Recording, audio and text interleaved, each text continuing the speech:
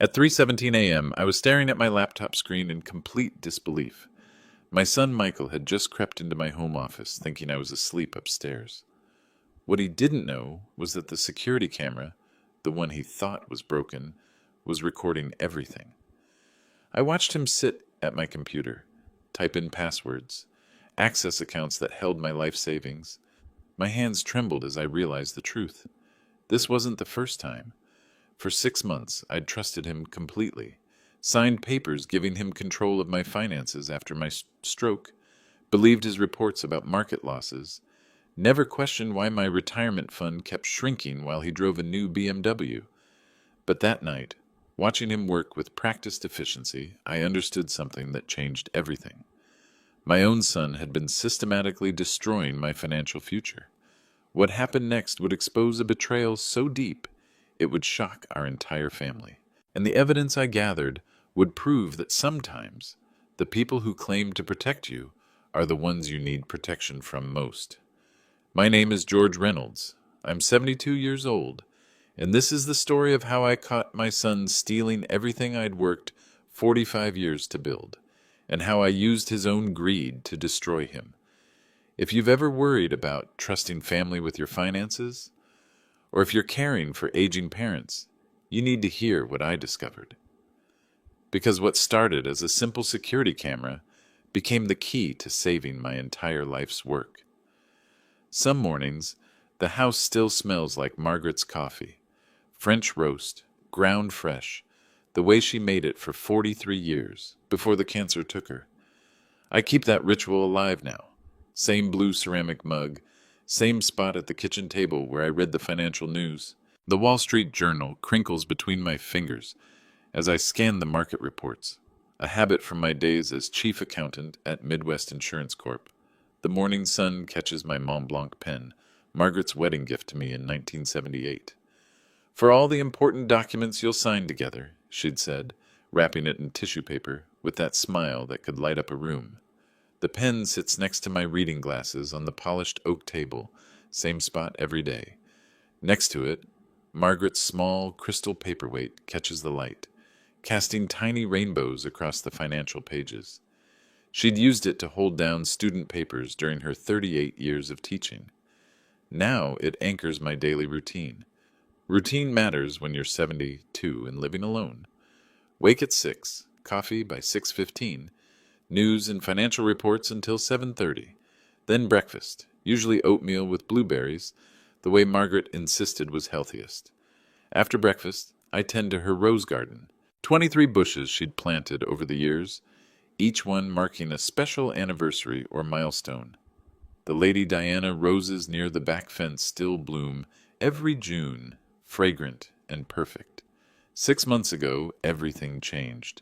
The stroke wasn't severe, what doctors called a minor episode, but it left me shaky for weeks. My handwriting became unsteady. Simple calculations took longer than they should. For a man who'd spent 45 years balancing books and managing complex financial portfolios, the cognitive fog was terrifying. Michael arrived at the hospital before I was fully conscious. I remember waking up to see him talking quietly with Dr. Morrison in the hallway outside my room. They spoke in the careful tones medical professionals use when discussing uncertain prognoses with family members. When Michael noticed I was awake, he hurried to my bedside with tears in his eyes. "Dad, thank God, you scared us." But Lisa appeared beside him, her face etched with what looked like genuine concern. She held a bouquet of Margaret's favorite daisies, white petals bright against the sterile hospital room. "We've been here all night," she said, squeezing my hand. "The doctors say you're going to be fine, but you need rest." Over the next 3 days, Michael transformed from worried son to protective guardian.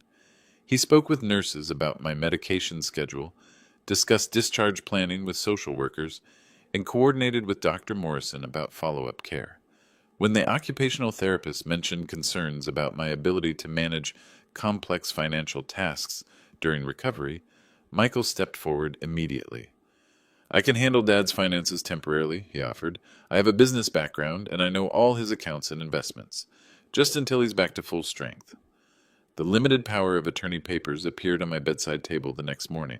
Clean, professional documents that Patricia Walsh had prepared, though I later learned Michael had contacted her directly, explaining that I was too weak to make the call myself. "Dad, you shouldn't stress about money right now," he said, holding the pen steady while my trembling hand signed the authorization. "Let me handle the investments until you're feeling stronger. I'll give you detailed reports every month. Keep everything transparent." I signed because I trusted him, because 45 years of fatherhood had taught me to believe that blood meant loyalty, because the stroke had left me genuinely confused about complex financial decisions, and Michael's offer seemed like the loving support any son would provide. That was my first mistake, trusting completely without verification, assuming that shared DNA guaranteed shared values. The second mistake was accepting his monthly reports without question. Every Wednesday evening, Michael would arrive with a manila folder full of investment statements and financial summaries, professional-looking documents with color charts showing portfolio performance, detailed explanations of market conditions, and careful projections for future growth. "Market's been rough, Dad," he'd explain, spreading papers across my kitchen table. "The retirement fund took another hit this month. Lost about 23,000 in the tech sector decline." His finger would trace red lines on complex graphs, pointing to percentage drops and quarterly comparisons. "But don't worry, this is normal volatility. Long term, we'll recover." I'd nod and make appropriate concerned sounds. What else could a recovering stroke patient do? Michael seemed so knowledgeable, so dedicated to protecting my interests. He'd arrive early to help with grocery shopping, stay late to organize my medication schedule, and always made time to explain financial decisions in patient, simplified terms. "We're keeping everything conservative," he'd assure me, filing papers in my oak desk drawer.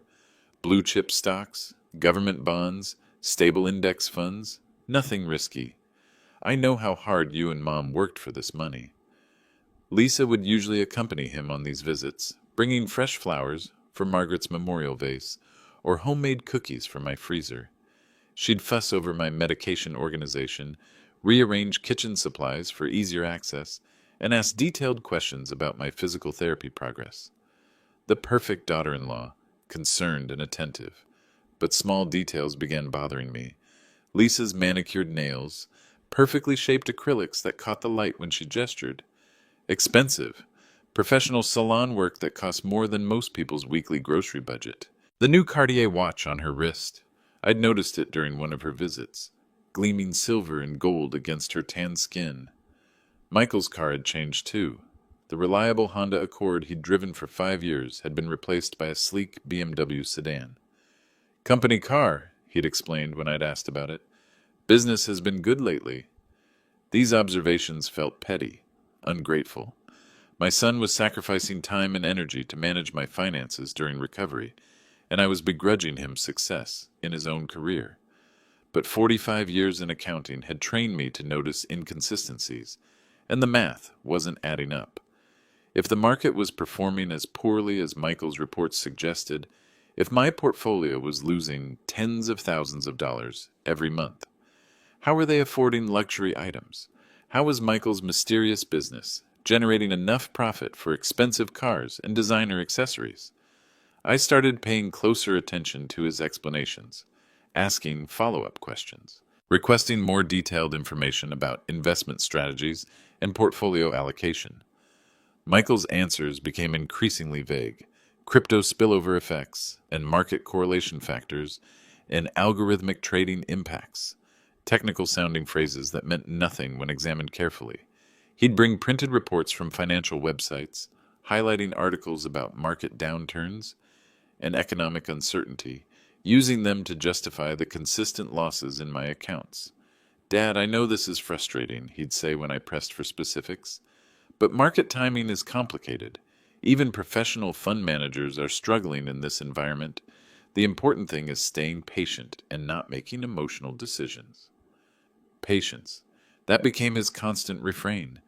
Be patient with the losses. Be patient with the recovery timeline.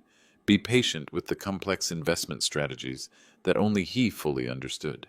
But patience, I was beginning to realize, might be another word for blindness. The red flag came on a Tuesday morning in October. Michael's monthly report showed another massive loss, $31,000 this time, the largest single-month decline since he'd started managing my accounts. Crypto volatility spillover, he explained, spreading papers across my kitchen table with practiced efficiency. The documents looked professional, official letterheads, color charts, detailed financial projections. Even the stable funds got hit. Bitcoin dropped 40% in 3 days, and it dragged down everything else. I poured myself more coffee and studied the numbers. Clean printouts, impressive formatting, authoritative language, everything designed to inspire confidence in Michael's management abilities. But the underlying mathematics told a different story. Son, I said carefully, didn't you tell me last month that you moved the retirement money out of crypto-adjacent investments? Michael's hands paused over the papers, just for a second. A brief hesitation that might have been insignificant to someone else, but 45 years of auditing had taught me to notice when people's answers didn't align with their body language. Right, Dad, but market correlation's more complex than direct investment. Even traditional funds can be affected by cryptocurrency volatility through algorithmic trading systems and institutional portfolio rebalancing. The explanation sounded authoritative, technical, designed to make me feel foolish for not understanding the sophisticated investment strategies he was employing on my behalf. And remind me, which firm is managing the portfolio now? Meridian Financial Group. I showed you their credentials last month. They specialize in conservative portfolio management for retirees. I nodded slowly, watching his face for micro-expressions, the slight tension around his eyes when I asked direct questions, the way he shuffled papers to avoid prolonged eye contact. Of course, my memory isn't what it used to be since the stroke. Michael relaxed visibly when I mentioned my memory problems. That's understandable, Dad. Recovery takes time. That's why it's important to let me handle the financial stress until you're feeling completely back to normal. After he left, I sat in my office staring at Margaret's photograph on the bookshelf. She was laughing in the picture, caught mid-gesture at our 40th anniversary dinner 2 years before the cancer diagnosis. "What would you do, sweetheart?" I asked the empty room. Margaret had been a teacher for 38 years, high school mathematics, where she'd dealt with every form of academic dishonesty imaginable. She'd developed an instinct for detecting deception, a systematic approach to gathering evidence before making accusations. The best way to catch a cheating student, she used to say, isn't confrontation. It's careful observation. Let them reveal themselves through their own actions. That afternoon, I decided to test Michael's story. I called Meridian Financial Group directly. "Good afternoon. I'd like to speak with someone about my investment account. George Reynolds." "One moment, please." The receptionist put me on hold, then returned 30 seconds later. "I'm sorry, Mr. Reynolds, but we don't show any accounts under that name. Could you have the account under a different name, or perhaps with a different firm?" "My son Michael Reynolds set up the account 6 months ago. He should be listed as the authorized representative." Another pause, keyboard clicking in the background. "I'm sorry, sir, but we have no records of any accounts associated with Michael Reynolds either. Are you sure you have the correct firm name?" I hung up without explanation, my hands trembling slightly. Not from stroke-related weakness, from anger. Meridian Financial Group had never heard of Michael Reynolds. No account in my name, no records of any transactions. The investment firm that had supposedly been managing my retirement savings for 6 months didn't exist in their system. I sat in my leather desk chair, the same chair where I'd balanced household budgets for decades, and tried to process the implications. If Meridian Financial Group wasn't managing my money, where were my retirement funds? What had Michael been doing with the power of attorney authorization for 6 months? And more importantly, how deep did this deception go? I opened my laptop and began searching for information about Reynolds Capital Ventures, the company name I'd noticed on some of Michael's recent reports. A simple Google search revealed a Delaware corporation filed 6 months ago. Officers listed as Michael Reynolds and Lisa Reynolds. Registered business address, their apartment complex, 6 months ago. Exactly when Michael had started managing my finances. They'd created a shell company using their own names, used it to justify moving my money out of legitimate investment accounts, created fake reports showing market losses while systematically draining my retirement savings. Professional theft disguised as family assistance. I closed the laptop and walked to Margaret's rose garden. The October air was crisp, and most of the blooms had finished for the season. But the Lady Diana roses near the back fence still showed a few late flowers, their pink petals defiant against the coming winter. Margaret had always said that gardens taught patience. Plant in spring, tend through summer, harvest in fall. No shortcuts, no quick fixes, just careful attention to what needed to be done, when it needed to be done. Michael and Lisa had forgotten that lesson. They'd chosen shortcuts over honest work, theft over patience, family manipulation over genuine earning. Time to remind them that some harvests come with consequences. That evening, I drove to Best Buy and purchased a small security camera. Nothing elaborate, just a basic model designed to look like a book on a shelf. The young salesman, probably Tommy's age, explained how it connected to my laptop through Wi-Fi, how it stored footage on a memory card, how the companion app allowed remote monitoring. Popular with people who want to monitor their home while traveling, he said, scanning the barcode with practiced efficiency. Battery life is about 2 weeks, and it automatically uploads recordings to cloud storage. I didn't mention I'd be monitoring my home while I was in it, watching my own son steal from me in real time. The camera went on the bookshelf facing my computer desk, camouflaged between volumes of tax code manuals I'd kept from my working days at Midwest Insurance. Perfect positioning. I tested the angle twice, making sure it captured both the computer screen and anyone sitting at the desk. Wednesday came again. Michael arrived for his usual financial update, Lisa in tow with fresh chrysanthemums for Margaret's memorial vase. We sat in the living room discussing my physical therapy progress and upcoming doctor's appointments. Normal family conversation, loving concern wrapped around systematic deception. Dad, Michael said as they prepared to leave, I need to update some portfolio allocations on your computer. Market opportunities that can't wait until next week. Some rebalancing that needs to happen before the market closes tomorrow. Of course, son, you know where everything is. I gave him my computer password, the same one I'd been using for 3 years. Our wedding anniversary? 042178. Simple enough for an old man to remember, complex enough to seem secure to my son, who was stealing my life savings. They left around 9:30, Michael promising to email me an updated portfolio summary by morning. I waited until the BMW's taillights disappeared down the street, then went straight to my office. The camera had captured everything. Watching your own son steal from you changes something fundamental in your relationship with the world. I sat in my leather desk chair, hands wrapped around a cooling cup of coffee, and stared at the laptop screen displaying the security footage. The timestamp read 9:47 p.m. Michael had returned to my office exactly 15 minutes after saying goodbye, using his spare house key to slip in through the back door. In the recorded footage, he moved with practiced efficiency. No hesitation, no guilty glances around the room. This was clearly a routine he'd performed many times before. He sat at my computer, entered my password without a moment's pause, and navigated directly to my banking website. First, he accessed my Schwab retirement account.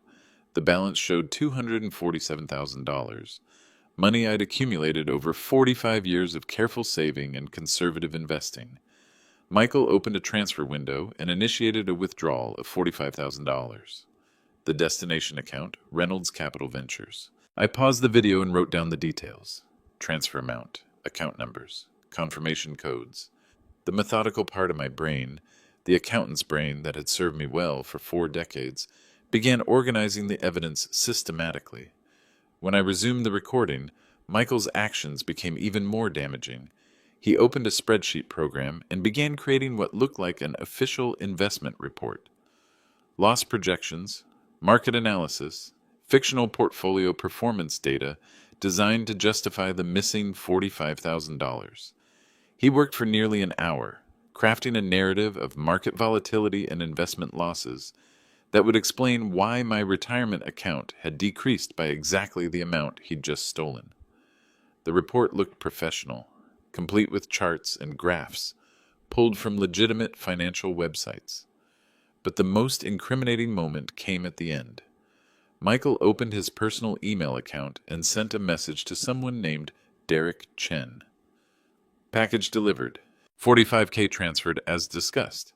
Dad still clueless. Should be able to clear another 50K next month before he gets suspicious. Package delivered. As if my life savings were merchandise in their criminal enterprise. I rewound the footage and watched it again, taking detailed notes. This time I noticed things I'd missed during the first viewing. Michael's familiarity with my computer system suggested he'd done this many times before. The speed with which he navigated to my financial accounts. The practiced way he cleared browser history and deleted temporary files after completing the transfer. This wasn't the first time. This was a routine. I opened my laptop's browser history, checking the timestamps from previous weeks. Empty. Completely cleaned. But buried in the system logs, files that most people wouldn't think to delete, I found evidence of regular nighttime access to banking websites. 2 or 3 times per month for the past 6 months. How much had they taken? How long had this been going on? I spent the rest of the night going through bank statements, credit card records, and investment account summaries. The paper trail told a devastating story. Starting in April, exactly when I'd signed the power of attorney, my retirement accounts had been systematically drained through a series of investment transactions. April, $38,000 transferred to portfolio rebalancing. May, $42,000 moved to emerging market opportunities. June, $39,000 allocated to defensive positioning. July, $41,000 shifted to volatility protection. August, $47,000 invested in alternative assets. September, $45,000 devoted to risk management. 6 months. 6 systematic thefts disguised as investment management.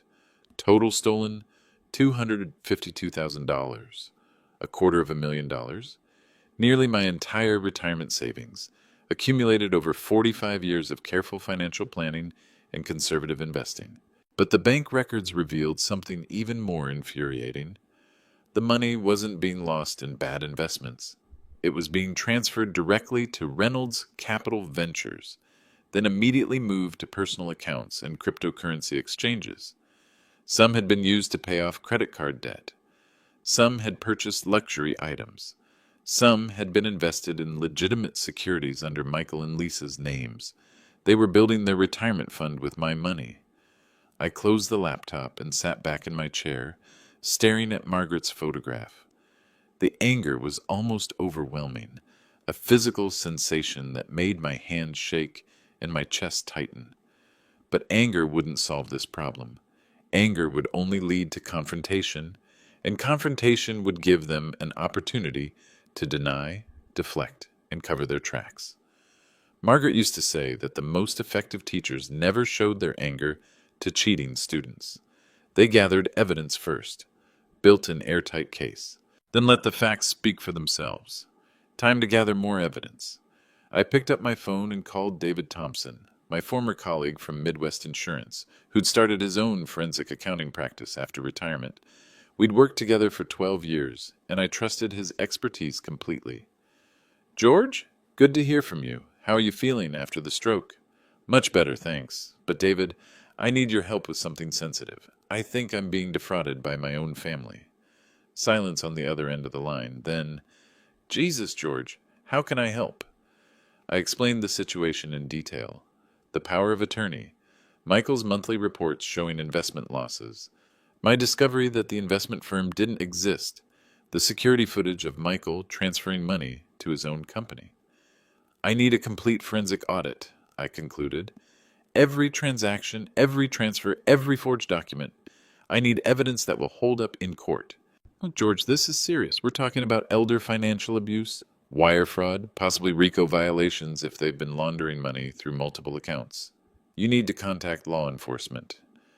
"Not yet. I need to understand the full scope first. How much money? where it went, what their ultimate plan is. Right now, I have evidence of theft, but not the complete picture. David agreed to take the case. I'll need access to all your financial records, bank statements, investment accounts, everything. And George? Yes? Be careful. If they realize you're investigating, they might accelerate their timeline. Take whatever they can and disappear. After the call, I sat in my kitchen finishing my cold coffee and planning my next moves. The investigation would take time, weeks, probably to trace every transaction and document every theft. During that period, I'd need to continue playing the role of confused, trusting father while gathering additional evidence. But first, I needed legal advice. I called Patricia Walsh the next morning. She'd been our family attorney for 15 years, had handled Margaret's will and estate planning, and knew our financial situation intimately. George, I'm so glad you called. How are you recovering from the stroke? I'm fine, Patricia, but I need to discuss something confidential with you. Something about Michael and Lisa. When I explained what I'd discovered, her voice turned cold and professional. George, this is elder financial abuse under state law. It's a felony. We need to contact the authorities immediately. I want to, but I need more evidence first. Right now, I can prove individual thefts, but I need to understand their complete strategy. Are they planning to steal everything? Put me in a nursing home? Have me declared incompetent? What do you need from me? Prepare legal documents for when I'm ready to act, asset protection orders, criminal referrals. And Patricia? Yes? Start researching conservatorship law. I have a feeling that's their end game. The plan took shape over several phone calls that week. Patricia would prepare comprehensive legal filings while staying officially uninvolved until I was ready to act. David would conduct a complete forensic audit, tracing every stolen dollar and documenting every forged signature. I would continue playing the role of declining father while using the hidden camera to gather additional evidence. The performance would require acting skills I'd never needed before. Confusion without suspicion, trust without verification, gratitude for the very assistance that was destroying my financial security. But I'd had excellent teachers. 45 years of watching people try to hide financial irregularities had taught me how deception worked. Margaret's 38 years of dealing with academic dishonesty had shown me how to catch liars in their own contradictions. Time to use those lessons. Wednesday evening arrived with unusual October warmth. Michael and Lisa came for dinner, bringing Chinese takeout and a bottle of wine, Pinot Noir from a vineyard whose prices I recognized as being well beyond their stated financial means. We sat around my kitchen table using Margaret's good china, the wedding pattern with tiny blue flowers around the rim. Lisa served the food while Michael opened the wine, both of them chatting about their week with the relaxed comfort of people who believed their deception was working perfectly. Dad, you seem more alert lately, Lisa observed, refilling my wine glass. The physical therapy is really helping. I nodded slowly, as if the compliment surprised me. Some days are better than others, but I do feel like my thinking is getting clearer. Michael's hand paused over his wine glass.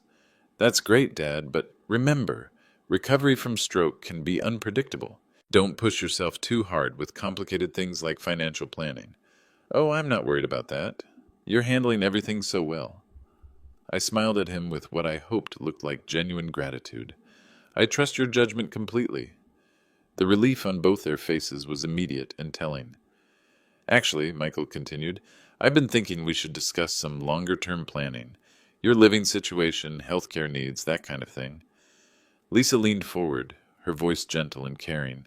We want to make sure you're safe and comfortable as you get older. This house is so big, and maintaining it must be exhausting. I manage fine, I said, but with less conviction than usual. I've lived here for 37 years. All my memories are here. We understand that, Dad, but maybe it's time to think about simplifying. There are wonderful assisted living communities with full-time medical staff, social activities, meal services. You'd have people around all day instead of being isolated out here. Assisted living. There it was, the first hint of their long-term strategy. You mean leave the house? I asked, injecting uncertainty into my voice. Just to explore options, Michael said quickly.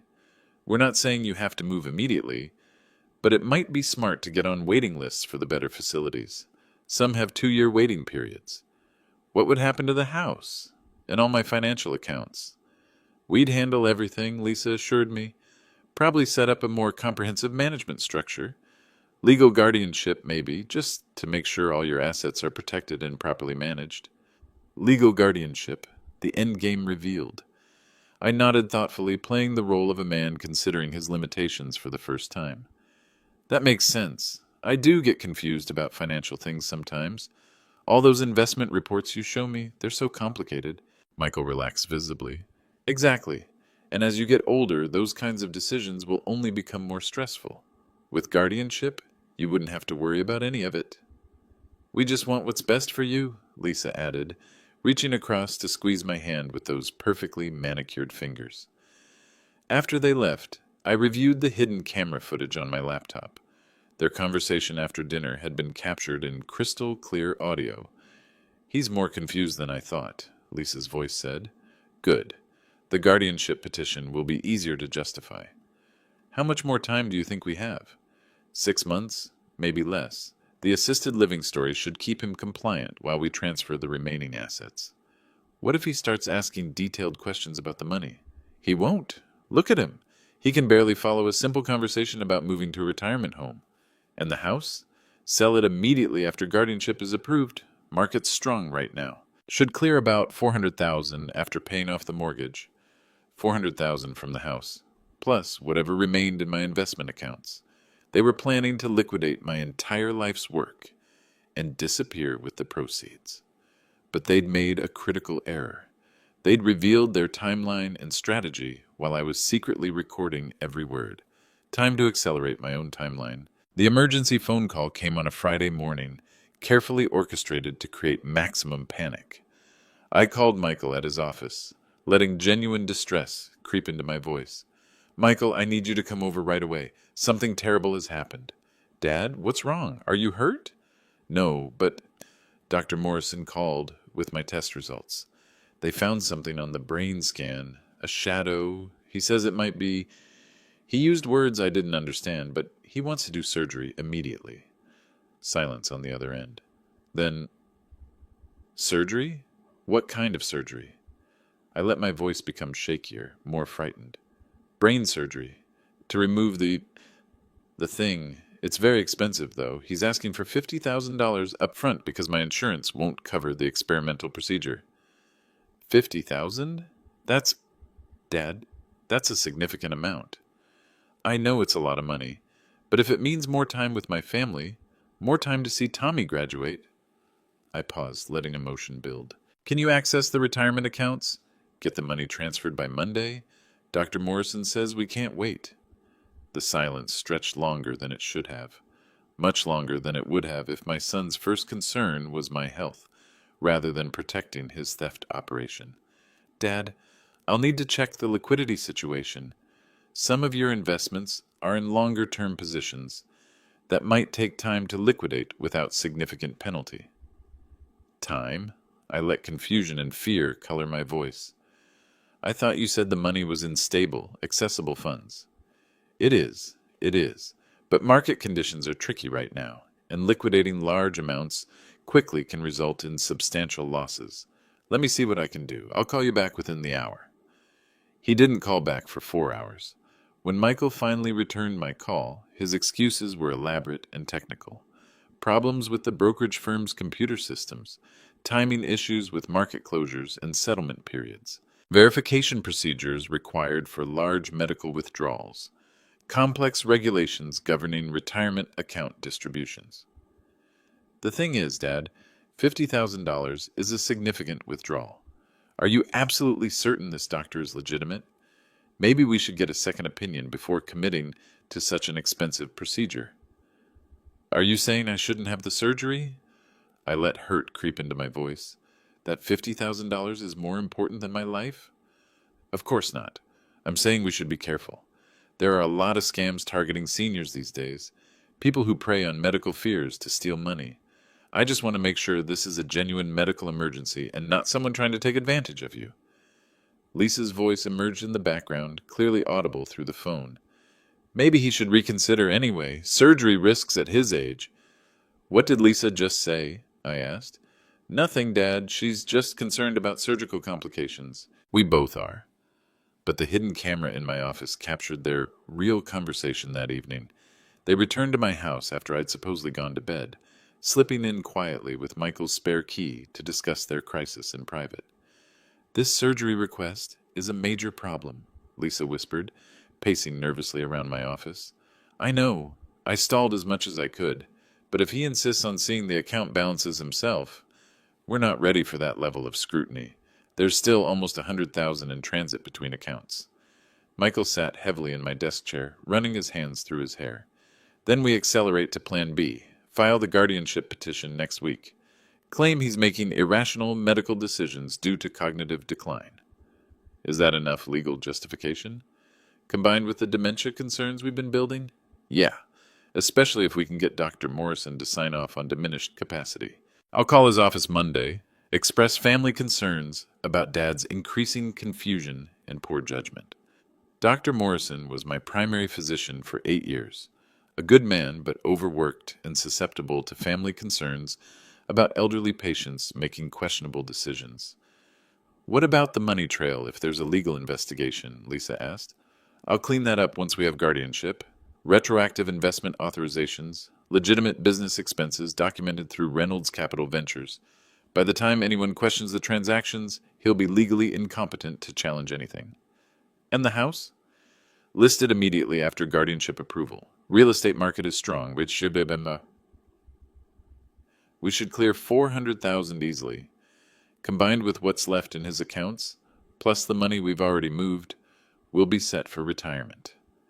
They had it all planned, my entire life, parceled up and distributed according to their financial convenience. The surgery emergency had forced them to reveal their complete strategy: guardianship petition, manufactured medical incompetence, liquidation of all assets, and legal incapacitation to prevent any challenges to their theft.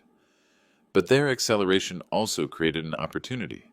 By rushing to file guardianship papers, they'd be forced to present their case in court before they could finish covering their tracks. And I'd be ready with evidence they never suspected existed. The next Monday morning, I received a certified letter. Petition for emergency conservatorship filed by Michael Reynolds on behalf of his father, George Reynolds. The legal document cited progressive dementia, unsafe living conditions, and recent irrational decision-making, including attempts to spend large sums of money on questionable medical procedures. The hearing was scheduled for the following Friday, 5 days to prepare my counterattack. I called Patricia Walsh immediately. They filed the guardianship petition. Emergency hearing Friday morning. "Jesus, George, are you ready for this?" "I will be. Contact David Thompson. I need his forensic audit completed by Thursday. Every transaction documented, every forged signature identified. And Patricia?" "Yes?" "Prepare a complete counterfiling. I want evidence that not only am I mentally competent, but that this entire guardianship petition is an attempt to cover up systematic financial abuse." The next 3 days were a blur of preparation. David worked around the clock, completing the forensic audit, tracing every stolen dollar through multiple accounts, and documenting the sophisticated money laundering operation Michael and Lisa had created. Patricia prepared legal briefs, gathered medical records, and arranged for expert witnesses. I spent those days refining my performance, continuing to play the confused father while secretly organizing evidence that would destroy my son's life in court. The hidden camera captured 2 more conversations between Michael and Lisa as they prepared for what they believed would be their legal victory. "Once we get guardianship, we need to move fast," Michael said during one recorded conversation. "Liquidate everything, transfer assets to offshore accounts, and get Dad placed in memory care where he can't cause problems." "How long do we have after the court order?" 6 months, probably. Long enough to clean up the financial trail and establish legitimate documentation for everything we've taken. They were planning to steal my remaining assets, hide the money in offshore accounts, and warehouse me in a memory care facility where I'd be unable to challenge their theft. Complete financial and personal destruction disguised as family concern for an elderly man's welfare. But their confidence was about to become their downfall. Thursday evening, I sat in my kitchen reviewing the complete evidence package. David's forensic audit showed systematic theft totaling $340,000 over 8 months. Patricia's legal filing documented every forged signature, every unauthorized transfer, every fraudulent investment report. The hidden camera recordings proved premeditation, conspiracy, and ongoing deception. Most importantly, we had evidence of their plan to use the guardianship system itself as a tool for covering up their crimes.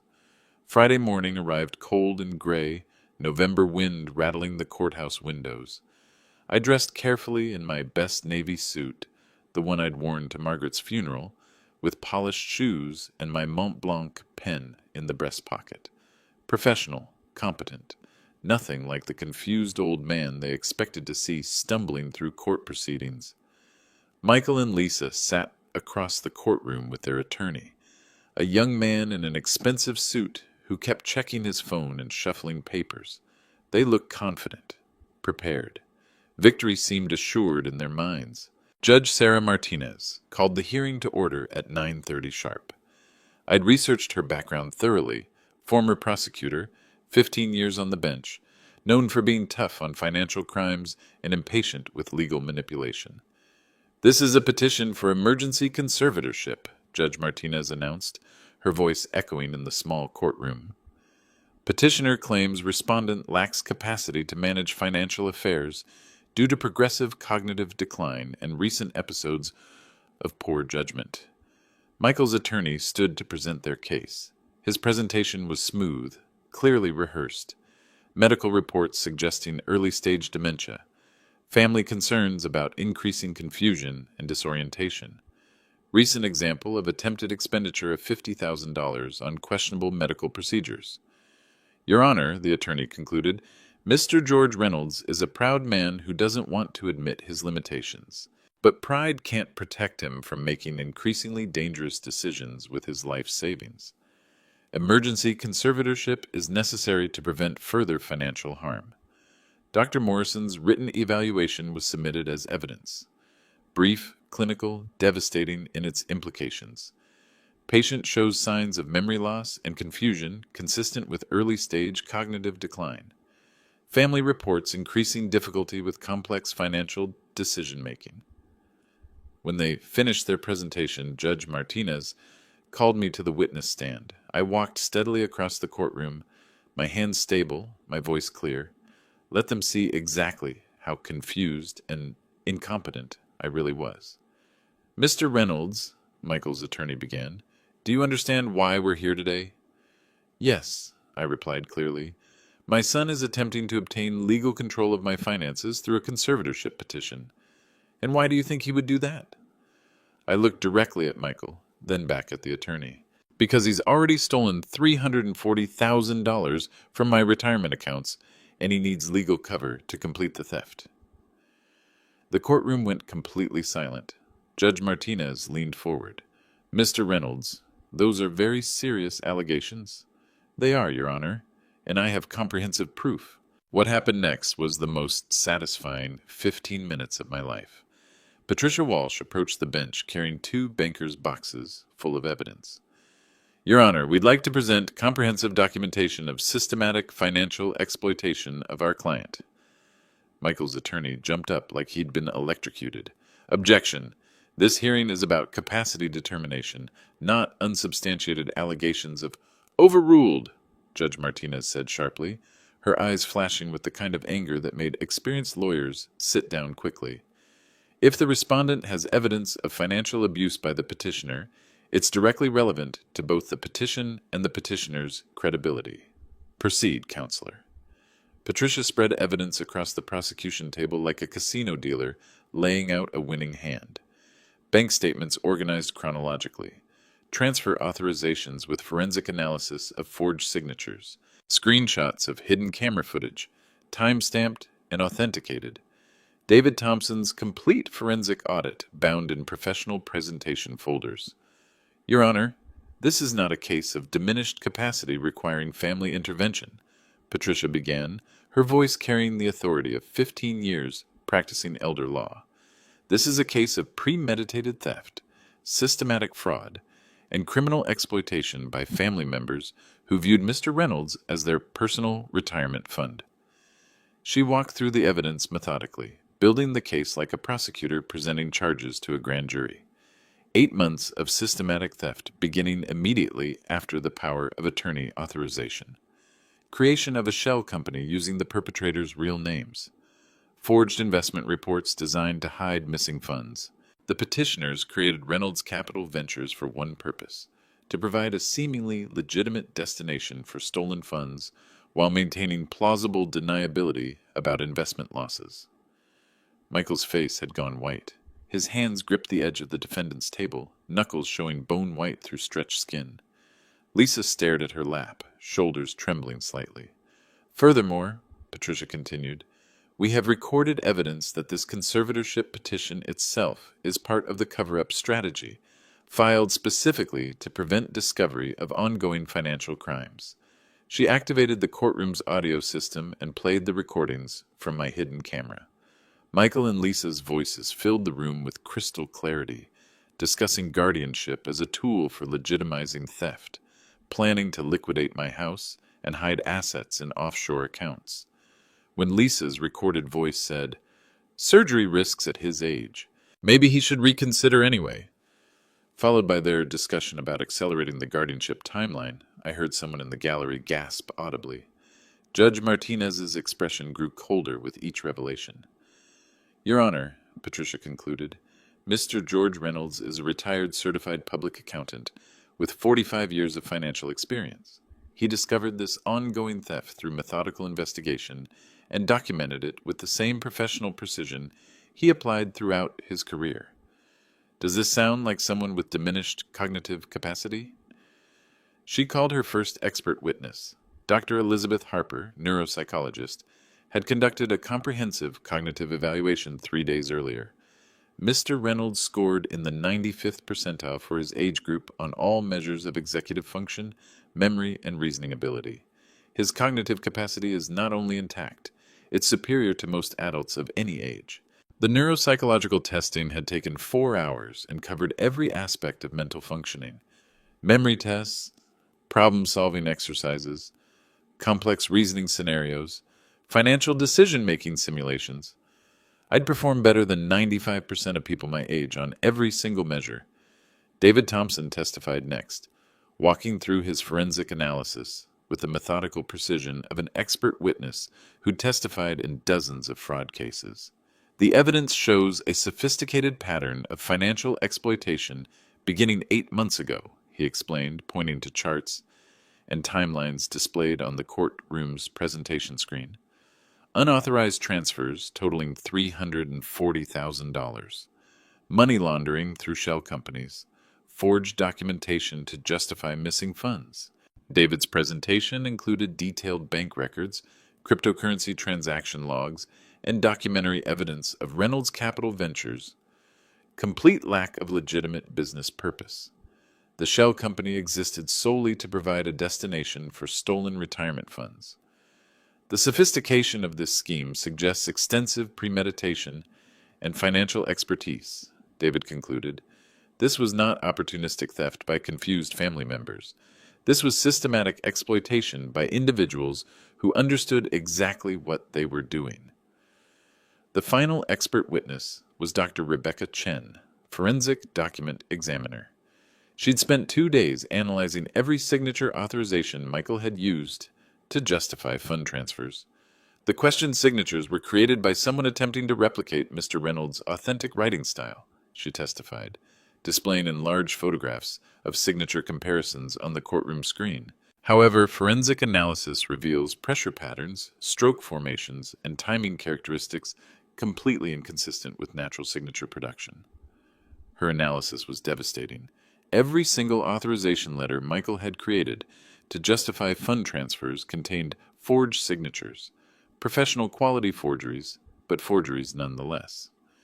In my professional opinion, these documents represent a deliberate attempt to create false authorization for financial transactions, Dr. Chen concluded. When the expert testimony concluded, Judge Martinez turned to Michael's attorney. Counselor, do you have any response to this evidence? The young lawyer looked like he wanted to disappear through the courtroom floor. Your Honor, we were not prepared for these allegations. We'll need time to review the documentation and prepare a response. Mr. Michael Reynolds, Judge Martinez said, her voice carrying the authority of someone who'd spent 15 years dealing with criminals and their excuses. You're present in this courtroom. Do you wish to respond to the evidence presented against you?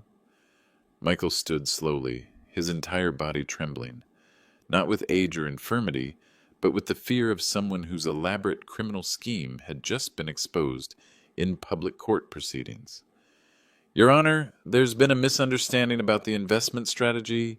Mr. Reynolds, Judge Martinez interrupted, I'm looking at forensic evidence showing systematic transfers from your father's retirement accounts to a company bearing your name, a company created specifically to receive these stolen funds.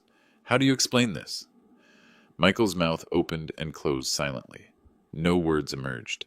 Lisa grabbed his arm, whispering urgently in his ear, but it was far too late for damage control.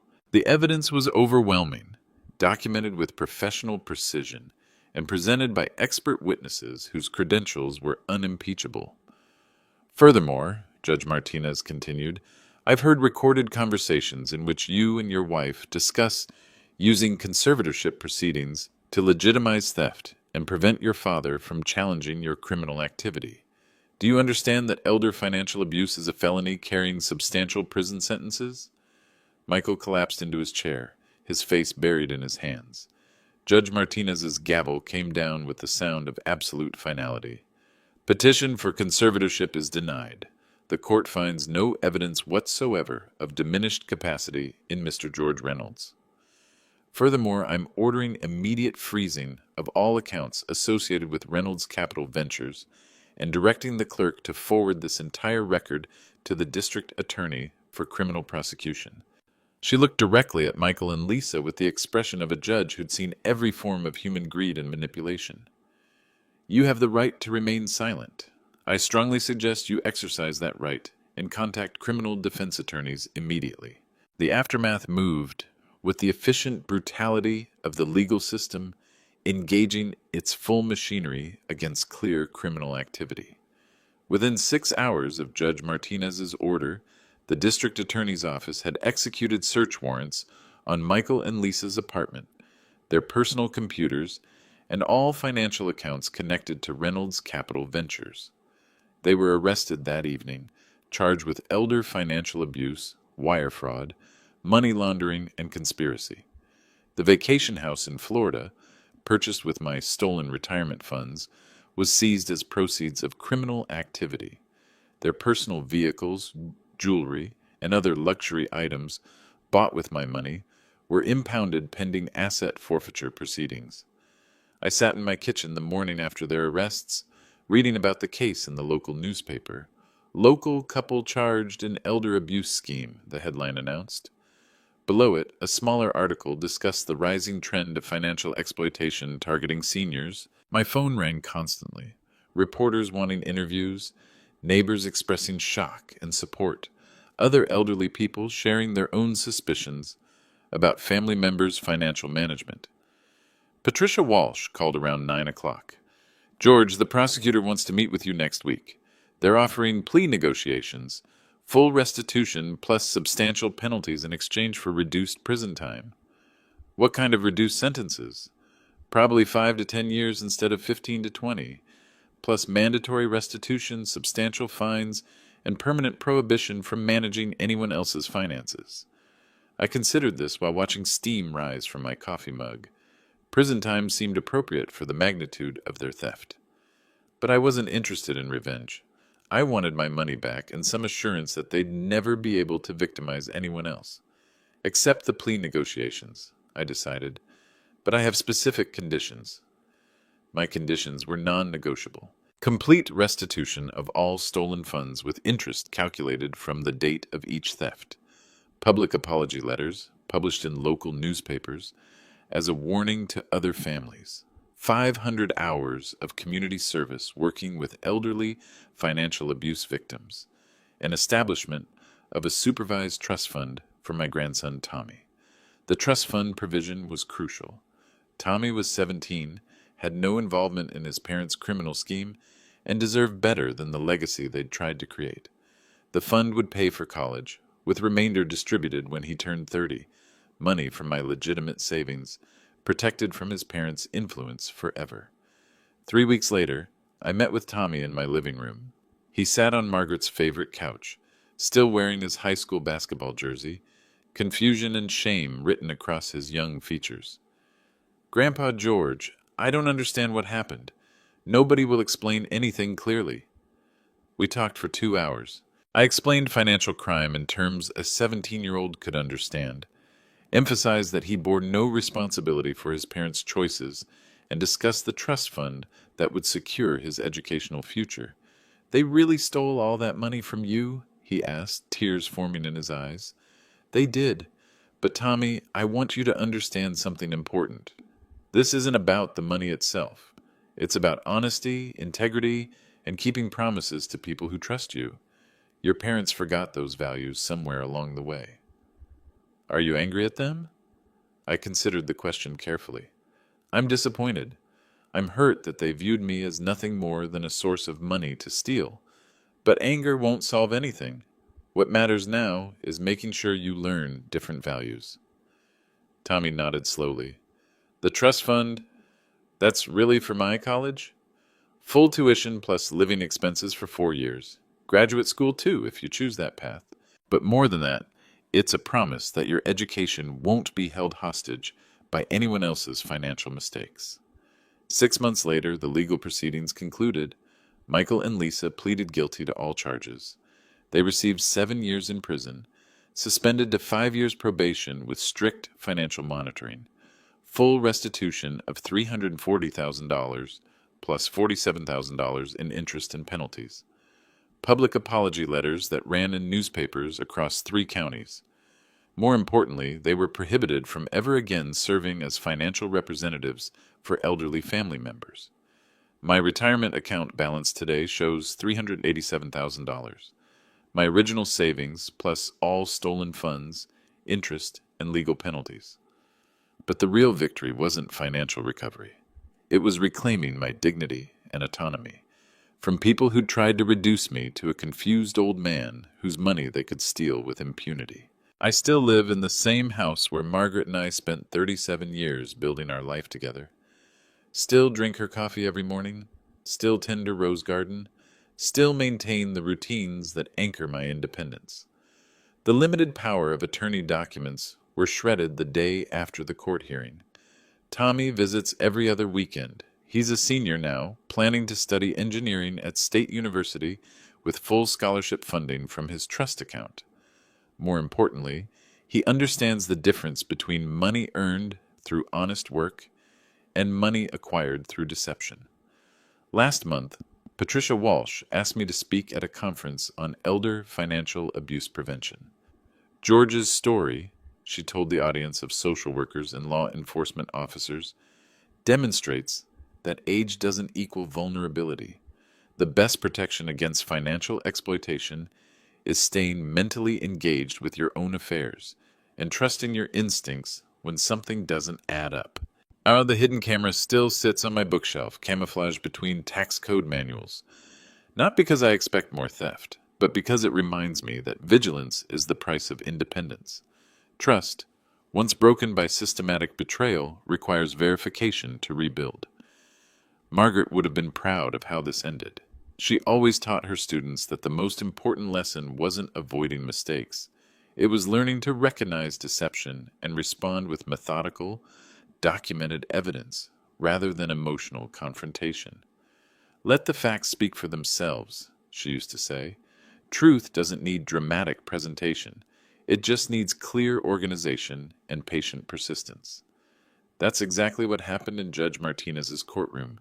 The facts spoke for themselves. 45 years of professional experience, 8 months of careful investigation, and comprehensive documentation of criminal activity presented with the same methodical precision I'd applied to corporate audits throughout my career. The result was justice without revenge, financial recovery without family destruction, and autonomy preserved through legal process rather than personal confrontation. If you're listening to this story and recognizing similar patterns in your own family situation, unexplained investment losses, relatives who insist on managing your financial affairs, people who seem to benefit financially from your confusion, remember these lessons. Age doesn't equal incompetence. Trust your professional instincts if you have them. Document everything before confronting anyone. Use legal systems rather than family confrontation. And never let anyone convince you that asking questions about your own money is inappropriate or ungrateful. The best protection against financial betrayal is preparation, investigation, and professional legal response. The most satisfying outcome isn't revenge against people who wronged you. It's reclamation of everything they tried to steal, including your dignity. Margaret used to mark her favorite Bible passages with handwritten notes in the margins. After she died, I found Proverbs 11:1 highlighted in yellow with her careful script beside it. Justice delayed is not justice denied, it's justice documented. She was right, as usual. Sometimes the sweetest victory comes not from quick retaliation, but from patient accumulation of evidence and methodical legal response that leaves no room for doubt or appeal. That's the story of how I caught my son stealing my retirement savings and used the legal system to reclaim everything he'd taken. It's also the story of how a 72-year-old man refused to accept the role of confused victim and chose instead to become the architect of his own justice.